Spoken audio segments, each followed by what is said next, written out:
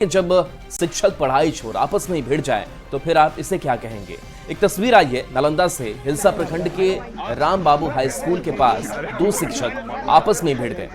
इस दौरान स्कूल के दूसरे शिक्षक और स्कूल के बच्चे भी मौजूद थे। मारपीट का ये वीडियो सोशल मीडिया पर तेजी से वायरल हो रहा है। घटना मंगलवार की है, जब स्कूल का गेट खुलने का इंतजार कर रहे सोशल साइंस और साइंस के टीचर आपस में भिड़ गए। पहले कहा सुनी हुई और फिर दोनों एक दूसरे से भिड़ गए। पटका पटकी, लात घूसे और जूते चप्पल भी बरसने लगे। इस दौरान वहां मौजूद लोगों ने किसी तरह विवाद को शांत कराया। नीट यूजी एग्जामिनेशन में पेपर लीक मामले की जांच में एक बार फिर से तेजी आ गई है। पटना पुलिस और आर्थिक अपराध इकाई की टीम ने पेपर लीक के मास्टरमाइंड संजीव मुखिया के घर पर छापेमारी की। टीम ने नालंदा के नगर नौसा के बलवा गांव में संजीव मुखिया के घर 6 घंटे तक छापेमारी की। टीम ने कुछ महत्वपूर्ण दस्तावेज बरामद भी किए हैं। संजीव मुखिया को पेपर लीक कांड का बिहार में किंग पिंग बताया जा रहा है। संजीव मुखिया बीएससी शिक्षक बहाली पेपर लीक कांड में जेल जा चुका है। पूरे मामले पर जानकारी दे रहे हैं न्यूज 18 संवाददाता अभिषेक कुमार सिंह। नगरौसा प्रखंड क्षेत्र के बलवा गांव में, जहां आप देख सकते हैं नीट पेपर लीक कांड मामले में मुख्य आरोपी संजीव मुखिया के घर ईओई की टीम ने आज सर्च अभियान चलाया है। बताया जाता है कि करीब 6 घंटे तक 25 सदस्यीय टीम जो है संजीव मुखिया के घर सर्च अभियान चलाया। हालांकि इस दौरान उनकी मां जो मौजूद थी वह भी करीब 6 घंटे तक ईओई की टीम के बीच सामना करती रही। बताया जाता है कि ईओई की टीम स्थानीय सीओ और पुलिस के अलावे अन्य कर्मी के सहारे यहां पर पहुंची हुई है और करीब 6 घंटे तक जो सर्च अभियान चलाकर पूरे घर में सर्च अभियान चलाया गया है। बताया जाता है कि सर्च वारंट लेकर ही ईओई की टीम यहां पहुंची हुई है और 6 घंटे तक सर्च अभियान चलाकर जो है वापस पटना लौट गई है। नालंदा से न्यूज 18 के लिए अभिषेक कुमार। अररिया से बीजेपी सांसद प्रदीप सिंह के आवास पर एक व्यक्ति अवैध हथियार लेकर पहुंच गया। पिस्टल लेकर सांसद आवास में घुसने के बाद हड़कंप मच गया। सुरक्षा कर्मियों ने उस शख्स को दबोच लिया, जिसके बाद पुलिस ने उस शख्स को हिरासत में ले लिया। पकड़े गए व्यक्ति का नाम अब्दुल्ला है, जो कि बनगामा का रहने वाला बताया जा रहा है। हिरासत में लिए गए शख्स से पूछताछ जारी है। क्या मामला है?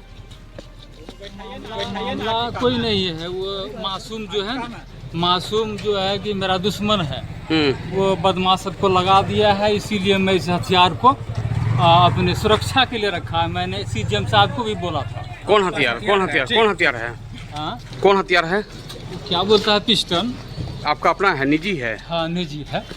चलिए, लाइसेंसी है? लाइसेंस आवेदन दिए हैं लेकिन बना नहीं। जो आगंतुक आ रहे थे उसका जांच करने में के क्रम में उनके कमर में आग्नेयास्त्र था, जो है उसकी सूचना माननीय सांसद के द्वारा दिया गया था। हम लोग उसको तत्काल हिरासत में लिए हैं। छत के ऊपर आ रहा था, उसका कमर का तलाशी लिया तो वो भागने लगा।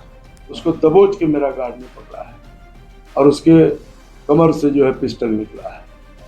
तो उसका मानसिकता क्या होगा? पिस्टल लेके मेरे घर कोई आता है तो निश्चित रूप से अब यह जांच का विषय है, पुलिस ले गई है, उसको जांचेगी। रामगढ़ आची 4 लेन पर जांच के दौरान एसएसटी और एफएसटी टीम ने कार से 45 लाख रुपए के चांदी के जेवरात को बरामद किया है। 11 कार्टन में चांदी के जेवरात रखे हुए थे। बता दें कि कार रांची से रामगढ़ के कुज्जू की ओर जा रही थी। टीम कार को जब्त कर जांच में जुट गई है। और इसी बीच चाईबासा से बड़ी खबर आ रही है। सुरक्षा बलों की कड़ी कार्रवाई हुई है। आपको बता दें कि नक्सलियों के खिलाफ मिली है सफलता। तो बड़ी कार्रवाई की गई है सुरक्षा बलों की तरफ से। नक्सलियों के 2 डम से गोला बारूद बरामद हुआ है और सुरक्षा बलों ने कराईकेला में ये कार्रवाई की है। तो बड़ी खबर इस वक्त आपको चाईबासा से बता रहे हैं। सुरक्षा बलों की ये बड़ी कार्रवाई, जहां नक्सलियों के खिलाफ सफलता मिली है सुरक्षा बलों को। नक्सलियों के 2 डंप से गोला बारूद बरामद किया गया। सुरक्षा बलों ने कराईकेला में ये कार्रवाई की। अररिया में दवा व्यवसायी दीपक भगत की हत्या के 3 दिन बाद भी पुलिस के हाथ खाली है। इसको लेकर व्यवसायी संघ और दवा विक्रेता संघ ने शहर को बंदी कराकर आक्रोश मार्च निकाला है। व्यवसायी अपराधियों की गिरफ्तारी की मांग कर रहे हैं। आक्रोश मार्च का जायजा लिया संवाददाता सतीश कुमार ने। लोग व्यवसायी अपने मन से बंद कर रहे हैं, स्वेच्छा से बंद कर रहे हैं। हमें सबका समर्थन मिल रहा है। हम इसके लिए सबको धन्यवाद देते हैं। जेडीयू एमएलसी नीरज कुमार के नेतृत्व में जेडीयू के सभी प्रवक्ताओं ने निर्वाचन आयोग पहुंचकर नेता प्रतिपक्ष तेजस्वी यादव के खिलाफ ज्ञापन सौंपा। जेडीयू प्रतिनिधिमंडल ने तेजस्वी पर सैलरी घोटाले का आरोप लगाया। नीरज कुमार ने यह कहा कि तेजस्वी ने वेतन घोटाला किया है और इसके लिए 700 पेज का दस्तावेज चुनाव आयोग को सौंपा गया है। उन्होंने तेजस्वी पर चुनावी हलफनामे में वास्तविक तथ्यों का खुलासा नहीं करने और तथ्यों को छिपाने का आरोप लगाया। जेडीयू ने निर्वाचन आयोग से तत्काल संज्ञान लेने को कहा है। निर्वाचन आयुक्त पटना से हमारी पार्टी के प्रवक्तागण एवं माननीय अनिल हेगड़े जी हम लोग मिले और मिल करके यह बताया कि विधानसभा में विपक्ष के नेता ने इनकम घोटाला किया है और उसके साक्ष्य और दस्तावेज कार्यालय को समर्पित किया और ज्ञापन के माध्यम से यह बताया कि चुनावी हलफनामे में वास्तविक तथ्यों का खुलासा न करना अनुचित प्रभाव और भ्रष्ट आचरण के परिणाम के बराबर होगा। तो विपक्ष के नेता अपने कृत्य से भ्रष्ट आचरण के पर्याय बन गए हैं, इसलिए चुनाव आयोग इसको संज्ञान में ले। जेडीयू के आरोप पर आरजेडी प्रवक्ता एजाज अहमद ने पलटवार किया है। एजाज अहमद ने कहा कि जेडीयू नेताओं को लालू तेजस्वी फोबिया हो गया है और वे लोग अनर्गल प्रलाप कर रहे हैं।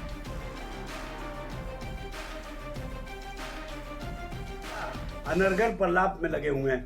इनको तेजस्वी फोबिया हो गया, इनको लालू फोबिया हो गया। अरे भाई, जनता के सवालों पर जवाब दीजिए ना, जनता के मुद्दे पर जवाब दीजिए ना।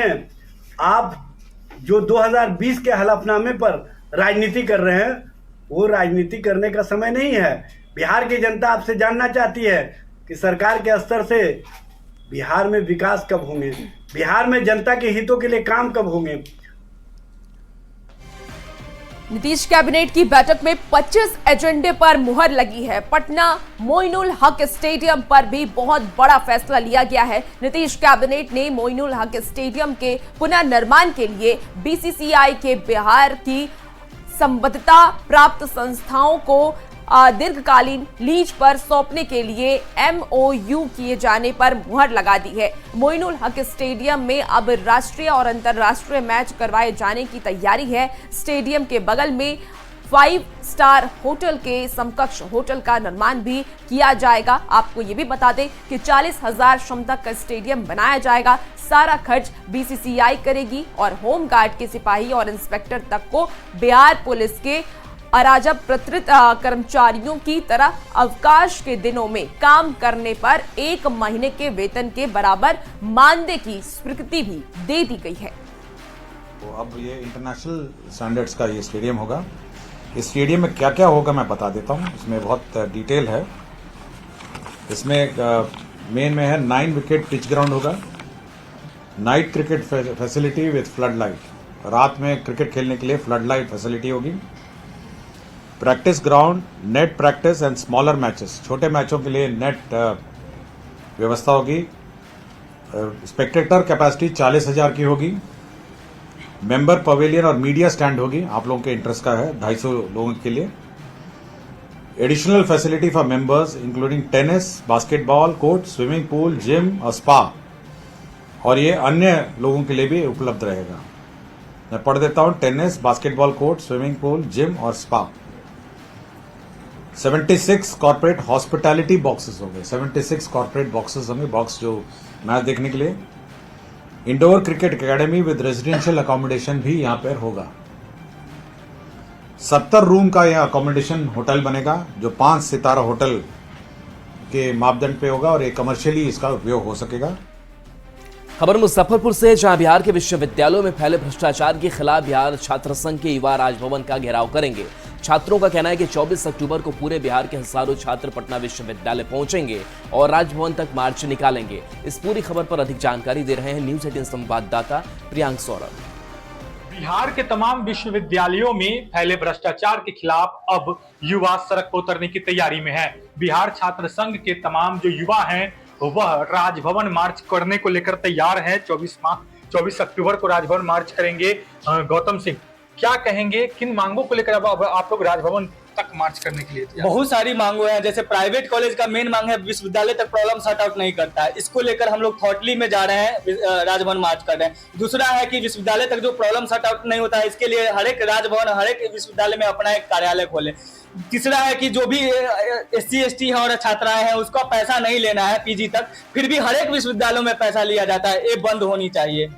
और जो भी डिजी लॉकर का, जो भी बिहार से बाहर का विश्वविद्यालय है उसमें डिजी लॉकर में रिजल्ट आपका देता है सर्टिफिकेट, लेकिन बिहार के कोई विश्वविद्यालय में डिजी लॉकर में सर्टिफिकेट नहीं। तो ये राजभवन मार्च करने को लेकर आप लोग सड़क पर उतरने वाले हैं? विशेष राजभवन मार्च हम लोग इसलिए कर रहे हैं कि यहाँ की जो विश्वविद्यालय मनमानी कर रही है कि रिजल्ट और परिणाम में इतना धांधली है कि छात्रों की समस्या को फिर यहाँ से सुना ही नहीं जा रहा है, जिसके कारण हम लोग को राजभवन मार्च करना पड़ रहा है। तब तमाम जो छात्र हैं जो लगातार विश्वविद्यालय में पहले भ्रष्टाचार की बात कर रहे थे और यही शिकायत पूरे बिहार भर के तमाम विश्वविद्यालयों की है, तो ऐसे में अब बृहद रूप में इसको लेकर छात्र जो हैं आंदोलन करने के मूड में हैं और 24 अक्टूबर को इसके लिए पटना विश्वविद्यालय परिसर से राजभवन तक मार्च करेंगे। मुजफ्फरपुर से न्यूज़ 18 के लिए प्रियांक सौरभ। बिहार में कार्डियोलॉजिकल सोसाइटी ऑफ इंडिया गांव में कैंप लगाएगी और दिल के रोगियों के साथ आम लोगों को भी जागरूक करेगी। कार्डियोलॉजिकल सोसाइटी ऑफ इंडिया के चेयरमैन का पद संभालने के बाद डॉक्टर के वरुण ने इस अभियान की शुरुआत करने के साथ ही पहल भी की है और साथ ही ये भी भरोसा दिया है कि समय समय पर CME के जरिए सरकारी और निजी अस्पताल के हृदय रोग विशेषज्ञों को जिला स्तर पर प्रशिक्षण भी दिया जाएगा। कार्डियोलॉजिस्ट और CSI के चेयरमैन डॉक्टर के वरुण से बात की है न्यूज़ 18 संवाददाता रजनीश कुमार ने। IGIC के एडिशनल डायरेक्टर डॉक्टर के वरुण को cardiological society of India Bihar chapter का अध्यक्ष बनाया गया है। इन्होंने पदभार भी ग्रहण कर लिया है। तो मेरा उद्देश्य ये रहेगा कि हम जितने भी बिहार के चिकित्सक हैं जो मेडिसिन का प्रैक्टिस करते हैं उनको बुला करके समय समय पर वैज्ञानिक सत्रों के द्वारा उन्हें बेसिक हार्ट का जो है ज्ञान दिया जाए और उसके बाद किस मरीज के लिए कब रेफर करना है, कहाँ रेफर करना है, क्या उद्देश्य होगा हमारा रेफर करने का, इस चीज़ के लिए उन्हें ट्रेंड करेंगे। बताइए कि जो निजी और सरकारी अस्पताल के चिकित्सक हैं वो आपके संगठन में आ गए हैं, सब हैं। तो अब निजी अस्पताल में जिस प्रकार से मोटी फी ली जाती है उसको लेकर भी आप पहल करेंगे कि आपके जो निजी अस्पताल के चिकित्सक हैं जो इस सोसाइटी में शामिल हैं वो जो हैं ऐसे गरीब मरीजों को हेल्प करें या कैंप लगाएं, गांव-गांव में जागरूकता अभियान चलाएं? सभी लोगों को हम एकजुट करेंगे और सभी लोगों को एकजुट कर करके हम गांव देहात में कैंप लगाएंगे। कैंप लगा करके हृदय रोगियों का स्क्रीनिंग करेंगे। तो हमारा मोटिव रहेगा कि आप यदि आप पहले तो पहचान कीजिए कि मरीज को हार्ट का है या गैस का आप समझ रहे हैं या पेट का दर्द समझ रहे हैं। यदि हम पहले इस लायक उनको प्रशिक्षण देंगे कि वे समझ लें कि ये मरीज जो है हार्ट का है और इसके लिए हार्ट का ही हमको स्पेसिफिक ट्रीटमेंट करना है और यदि कॉम्प्लिकेटेड है तो उसको पहले स्टेबलाइज करके उसको समय नियरेस्ट हॉस्पिटल में हम उसको भेज देना। और ये साफ तौर से कह रहे हैं कि राज्य भर में ना सिर्फ हम कैंप लगाएंगे बल्कि हर जगह जाकर जागरूकता अभियान चलाएंगे और इसके साथ साथ जो भी राज्य भर के चिकित्सक हैं उन्हें समय समय पर CME के जरिए ट्रेनिंग भी देंगे और वैज्ञानिक तरीके से कैसे ट्रीटमेंट हो इसको लेकर भी जानकारी देंगे, जो बिहार के लिए आने वाले वक्त में वरदान साबित होगा। कैमरामैन सुबोध के साथ रजनीश कुमार, न्यूज़ 18 पटना। खबर रामगढ़ से, जहां रजरप्पा के डेलिया पखन जंगल में 22 साथियों ने डेरा डाल दिया है। किसानों का कहना है कि खेत में लगे धान और सब्जी के फसल को हाथी नुकसान पहुंचा रहे हैं। हाथी के उत्पात से ग्रामीणों में दहशत का माहौल है। लोगों ने वन विभाग से हाथियों को भगाने की मांग की है।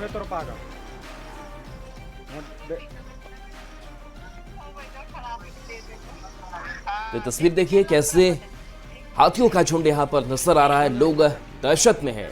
रजरप्पा का डलिया पखन जहां हाथियों ने डेरा डाल रखा है और फसल को भी नुकसान पहुंचा रहे हैं, हाथी घरों को भी नुकसान पहुंचा रहे हैं। लोग लगातार जग्गा करने को मजबूर हैं और ऐसे में वन विभाग को भी सूचना दी गई है और वन विभाग से हाथियों को भगाने की मांग लगातार यहां के लोग कर रहे हैं।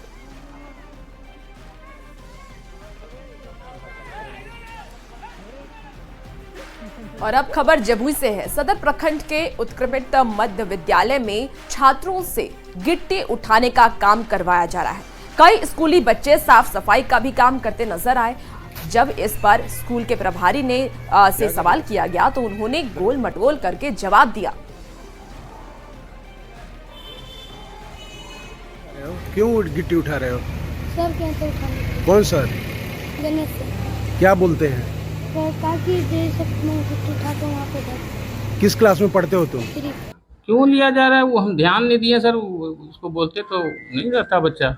ये सही है कि गलत? गलत है, गलत तो है ही, बच्चा होगा ही नहीं वहाँ। तो ये मानते हैं कि गलती हुई है? नहीं, गलती किसे मानेंगे, बच्चा मान लीजिएगा तो गया होगा तो थोड़ा बहुत कर दिया होगा, ये अलग बात है। लड़के ने कहा कि हमसे गिट्टी उठवाया। नहीं, वैसा किसे कहेगा।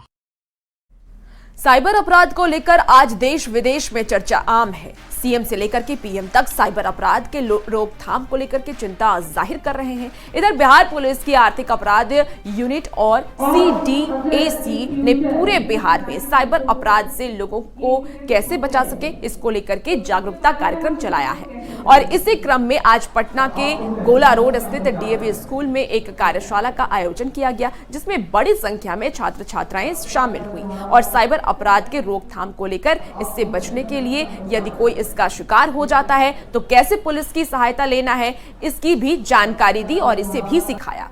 इन छात्र छात्राओं से बात की न्यूज़ 18 संवाददाता अमित कुमार ने। साइबर अपराध तेजी से पूरे देश में या फिर यूँ कहें तो दुनिया में अपना पैर पसार रही है और इसके रोकथाम और इससे बचने के उपाय जो हैं वो आर्थिक अपराध इकाई और सीडैक ने खोजने की कोशिश शुरू की है और लोगों को जागरूकता करने की पहल की है। इसके तहत पटना में विभिन्न स्कूलों में भी जो है ये कार्यक्रम सेमिनार आयोजित किया गया है, जहाँ पे बच्चों को ये बताया जा रहा है कि कैसे आप साइबर अपराध से बच सकते हैं। हमारे साथ डीएवी के बच्चे हैं, बात करते हैं इनसे। क्या नाम हुआ आपका? श्रेयांश सिंह। श्रेयांश, ये बताओ अभी जो सेमिनार तुम देख रहे थे, अटेंड किए थे, क्या कुछ सीखा तुमने वहाँ पे? First of all we learn कि किस तरह से हम लोग रिपोर्ट्स कर सकते हैं क्राइम को, क्योंकि क्राइम क्या है ये तो ऑलमोस्ट अब सब समझ चुके हैं कि साइबर क्राइम आखिर है क्या। और जिन लोगों को नहीं पता है उनको मैं बता दूं कि किसी भी टाइप का ऑनलाइन फ्रॉड हमारे साइबर क्राइम के अंडर में आएगा। अब हम यहाँ पे जान रहे हैं कि उसे सीखना कैसे, मतलब उसे रिपोर्ट कैसे करना है और हमारे साथ गलत हो रहा है तो उसको कंप्लेंट कैसे करना है, क्योंकि ज़्यादातर साइबर क्राइम्स में लोग अपने आप को एक्सप्लोज नहीं करना चाहते हैं। उज्ज्वल, बताओ तुम क्या सीखे या नया क्या सीखने को? नया सीखने को मिला कि बहुत सारे रूल रेगुलेशन जो सरकार ने नए बनाए हैं साइबर क्राइम के रिपोर्टिंग के लिए और सेफ्टी फीचर जो लोगों के लिए नए नए रूल्स इम्प्लीमेंट किए जा रहे हैं, एक्ट में अमेंडमेंट किए जा रहे हैं, उन सब के बारे में बताया गया। और क्या नाम हुआ आपका? सृष्टि सौम्या। सृष्टि, ये बताओ तुम कुछ ऐसी चीज़ों को सुना होगा, शब्दों को सुना होगा जो अब तक साइबर क्राइम से रिलेटेड नहीं सुना होगा, तो उससे कैसे बचना है, इसके लिए क्या सीखा? सबसे पहले तो है कि आपको किसी भी कोई भी अगर आपको कॉल आता है आपको एक्सेस देना ही नहीं है। सबसे पहले अगर फर्स्ट ऑफ ऑल सबसे ज़्यादा हम बात की गई थी फाइनेंशियल क्राइम के बारे में। मोस्टली जो बैंक ये सबसे रिलेटेड आते हैं, आपको कॉल करते हैं, आपसे डिटेल्स मांगते हैं, वो बिल्कुल भी नहीं देनी है, चाहे कुछ भी हो जाए। इन्होंने कहा कि हम कैसे बच सकते हैं, लेकिन अगर आप इसके शिकार हो गए तो उससे कैसे बचना, ये सीखा आपने यहाँ पे? हाँ, हम लोगों ने सीखा। पहली बात तो ये, पहले भी जितने भी फ्रॉड्स या फिर समथिंग किसी के कॉल्स या फिर समथिंग किसी भी आएंगे, जैसे कि इसने बताया कि हम लोग बच सकते हैं, तो बचने के उपाय ये होंगे कि सबसे पहले हम लोग जहाँ से हम लोग ने इनरोल किया है वहाँ से हम लोग पहले इन्फॉर्म करेंगे उस चीज़ को। वहाँ पे जब इन्फॉर्म करेंगे तो उन्होंने हम लोग को एक गारंटी कार्ड या फिर समथिंग हम लोग को बताएंगे कि कैसे हम लोग करते हैं, उस चीज़ को ठीक करते हैं। आपका नाम? वेदांत। वेदांत, ये बताओ कि ईओयू ने एक नंबर भी जारी कर रखा है जो पूरे देश में वो नंबर है, वो कौन सा नंबर है और उसके यूज से क्या फ़ायदा है?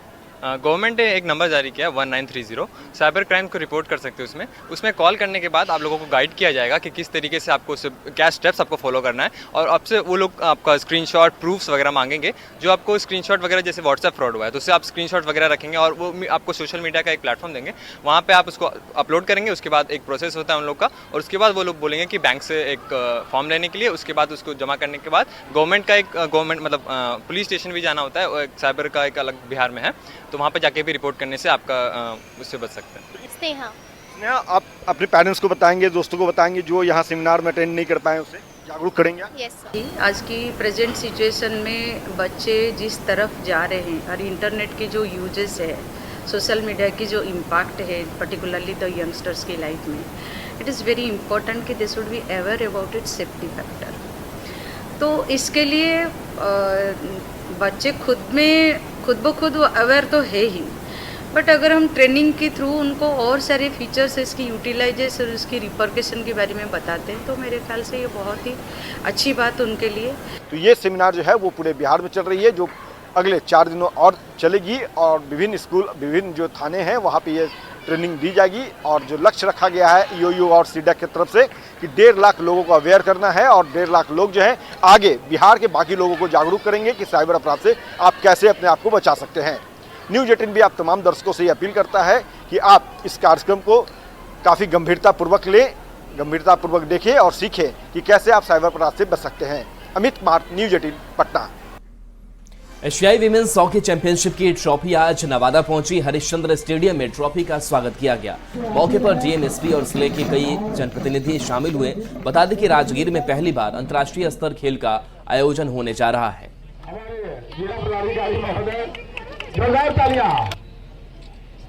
जो अविस्मरणीय क्षण है,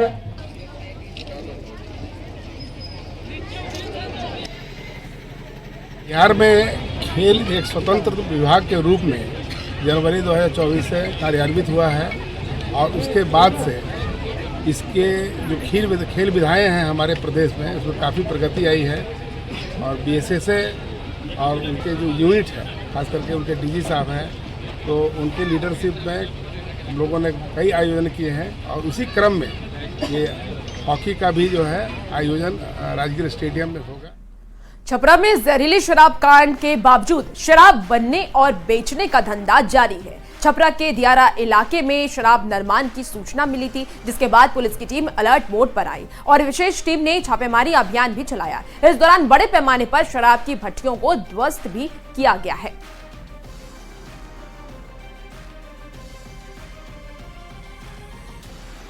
खबर मोतिहारी से, जहां सिकरहना नदी के किनारे दियारा इलाके में अवैध रूप से चल रही अवैध शराब की भट्टी के खिलाफ पुलिस प्रशासन का अभियान जारी है। बिचरौलिया, चिरैया, लालबेगिया के इलाके में चल रही अवैध शराब भट्टी को ड्रोन कैमरे की मदद से नष्ट किया गया। पुलिस ने 10,400 लीटर देसी शराब को नष्ट किया। ड्रोन कैमरे से अवैध शराब भट्टियों की वीडियोग्राफी भी कराई गई। साथ ही शराब माफिया की पहचान कर उन पर कार्रवाई भी की जा रही है। एसपी ने शराब माफिया को कड़ी कार्रवाई की चेतावनी भी दी है। की मदद से चिरैया थाना अंतर्गत लालबेगिया नदी के दियारा इलाके में अवैध शराब निर्माण का जो कार्य चल रहा था उसको स्पॉट किया गया था और इन्होंने सेंट्रल एएलटीएफ टीम और चिरैया थाना के सहयोग से करीब 5 जो शराब भट्टियां हैं उसको विनष्ट किया है और करीब 65 जो शराब के ड्रम्स थे उसको विनष्ट किया गया, उसको जला दिया गया है और साथ ही साथ 10,000 लीटर से भी ज़्यादा जो है अवैध जावा, महुआ और अर्धनिर्मित शराब को विनष्ट किया गया है। और इन कार्यों को जो लोग कर रहे थे उनको चिन्हित किया गया है और उन पर प्राथमिकी दर्ज की गई है और जल्द से जल्द जो है उनकी गिरफ्तारी की जाएगी। और फिलहाल इस बुलेटिन में इतना ही। बने रहिए न्यूज़ 18 बिहार झारखंड के साथ।